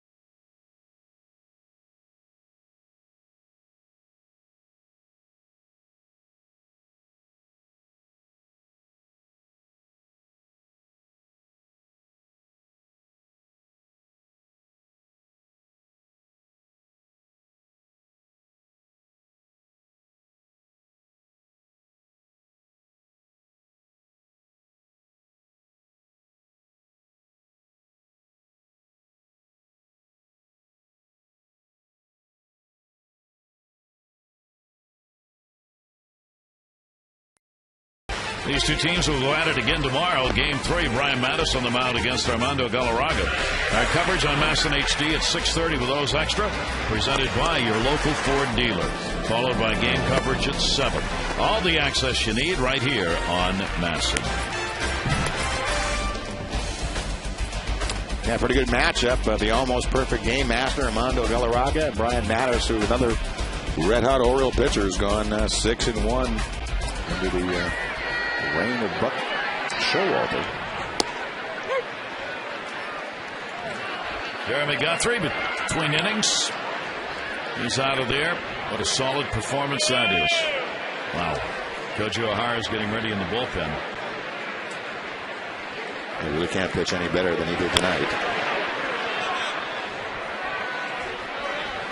Fouled off and a 2-strike count on Jake Fox. So Porcello charged with a couple of runs on 12 hits in 6 1/3 innings. He did not walk anybody and struck out 4. How do you get through 6 1/3 and give up 12 hits, 2 runs? You get 3 double plays, 12 ground ball outs, and 2 flyouts. That's how he was able to do it, as the Orioles have stranded 7 in the ball game. Not a bad number, really. They've just been able to get people on and had chances.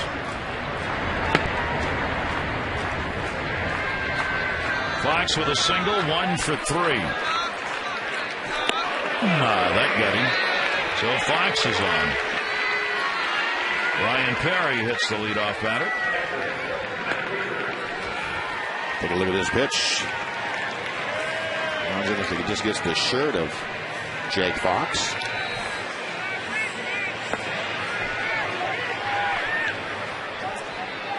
Leadoff man on in the 8th inning. Matt Wieters 0 for 2. He too has been hit by a pitch.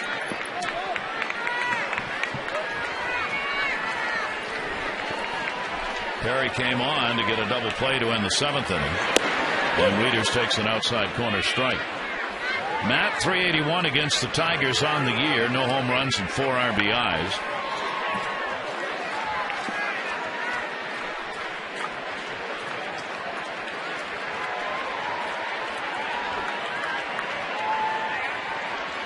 One delivery. That's strike 2. Fans will have to wait following the scoreboard watching in the National League, as San Diego will play at San Francisco in a night game tonight. Philadelphia is now taking a 7-2 lead over the Braves. Midway through, they're in the 6th inning of that ball game. Wow.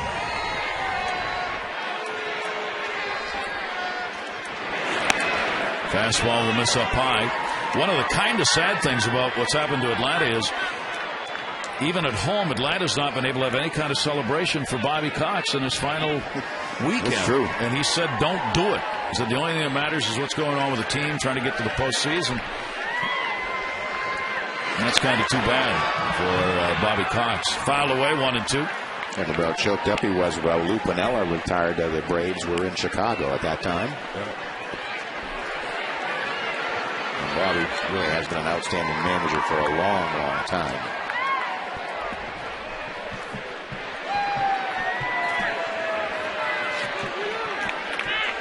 The Braves lose that game, then that San Diego Giant game becomes even more important. Swung on and missed by Wieters. Strikeout. Let's take a look at this date in baseball history. October 1, 1903, Cy Young loses the first World Series game ever played, 7-3, Pittsburgh over Boston. In 51, the Dodgers win their first game in the playoffs against the Giants in the first nationally televised game. And in 1961, Roger Maris, the historic 61st hit on this date that broke Babe Ruth's all-time mark at the time. And Mark McGuire would be born on the same date 2 years later. That's a little spooky. In 63. I also went back and looked up the first World Series share was $1,182. A little bit different. A little bit different. A little bit different than today. Boy, that's why winning, for so many years, the postseason mattered so much because players earned as much or more. Oh, that was the carrot to getting into postseason.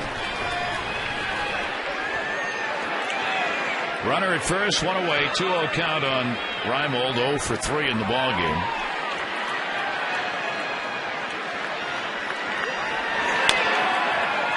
And that will be bounced foul at the plate. Great scoreboard watching weekend. Kansas City's got a 5-0 lead over Tampa Bay in the 6th, and it's raining in Boston. That storm that moved through here is now in New England. That would set up an interesting. That's the last thing teams in a battle for anything want are double headers in the final weekend, because it's so tough to sweep a double header.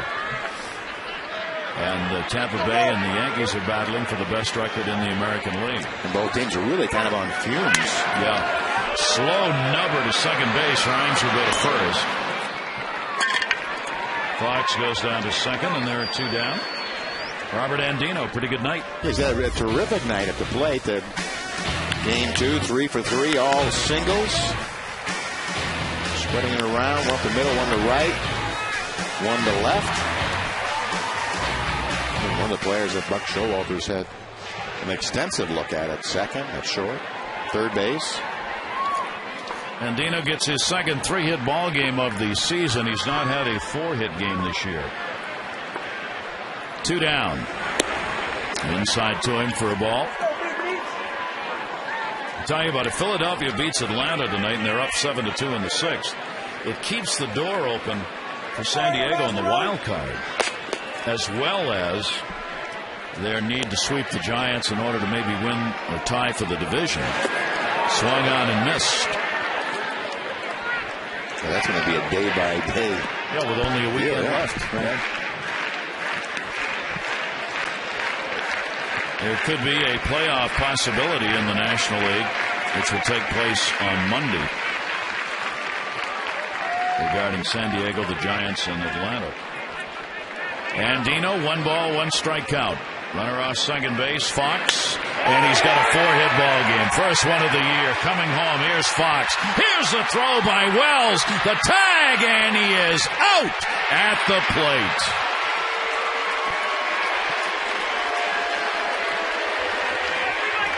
You just got to watch out for those Towson Tigers. No runs, 1 hit, no errors, and 1 left on. The Orioles look to win it. Go to the 9th, up 2-0.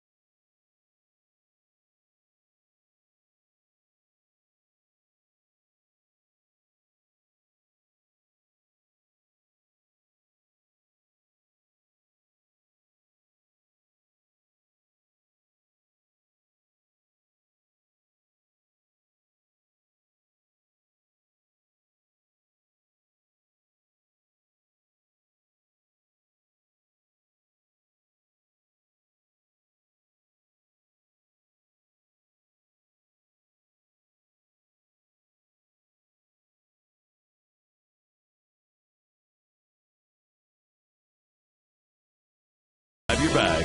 It's on. Can the Orioles sweep the doubleheader? Well, they're 3 outs away from doing it as they lead it 2-0. Koji Uehara is coming on the pitch. Yeah, big-time numbers for Koji. Since his last blown save, 5 appearances, 0 earned runs, no hits allowed, no walks, 11 strikeouts.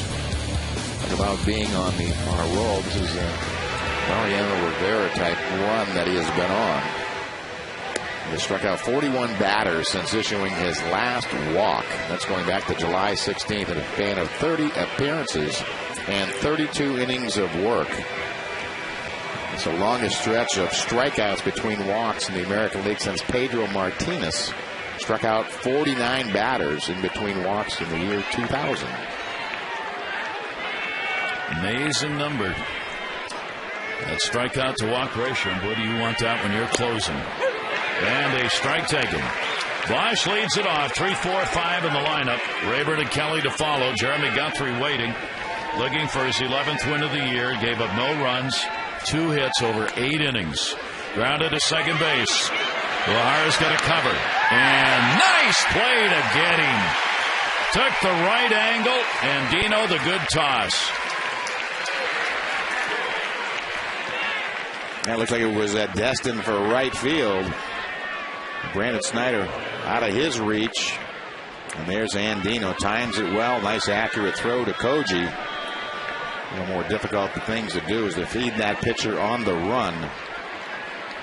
You want to get to him before he gets to the base. We get time to catch the ball and find it. So the Orioles now need 2 outs. Ryan Rayburn. Rayburn a single. Reached on an error and he is struck out. The Orioles on the verge of winning both ends of a doubleheader. The last time they did that was in 06 against Philadelphia. Last time they swept Detroit in a doubleheader was May 1 of 2003. That was in Detroit, and it is the last doubleheader played between these two teams. Updating you on the voting for the AT&T Player of the Game so far, it looks like this. Text in your vote now, A, B, or C, to 51862. The results on the O's Extra postgame show. Felix PA in left field.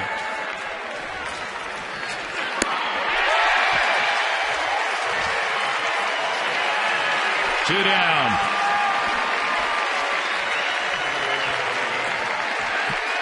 Well, climbs the ladder. Last pitch from Koji. 0-2 pitch. Up and out of the zone. 91 miles an hour.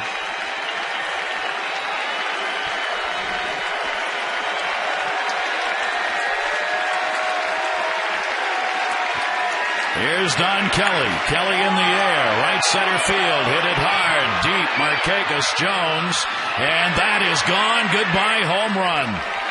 So Don Kelly ends the shutout. A home run in game 1 is 8th. A home run in game 2, number 9. But nobody on.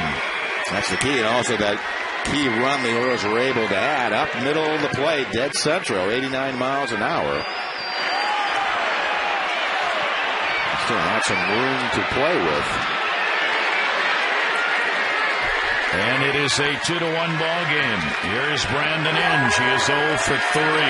2 down, 9th inning. Inge trying to tie it up on that swing.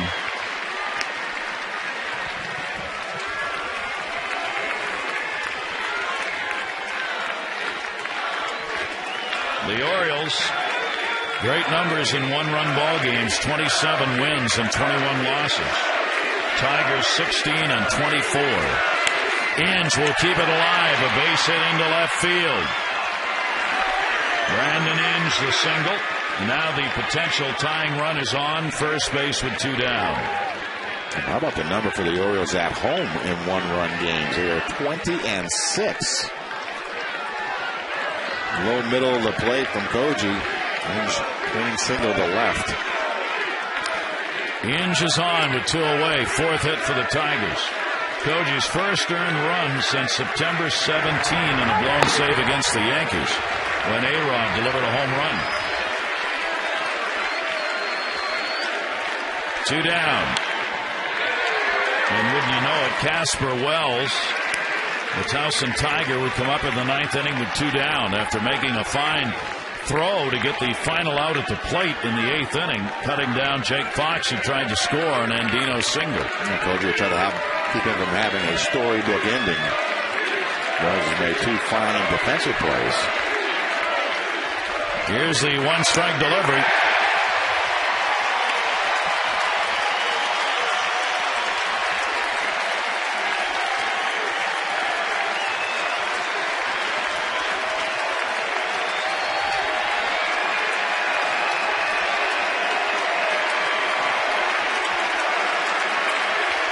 Inge at first, 2 strikes on Casper Wells. Struck him out! The Orioles take 2.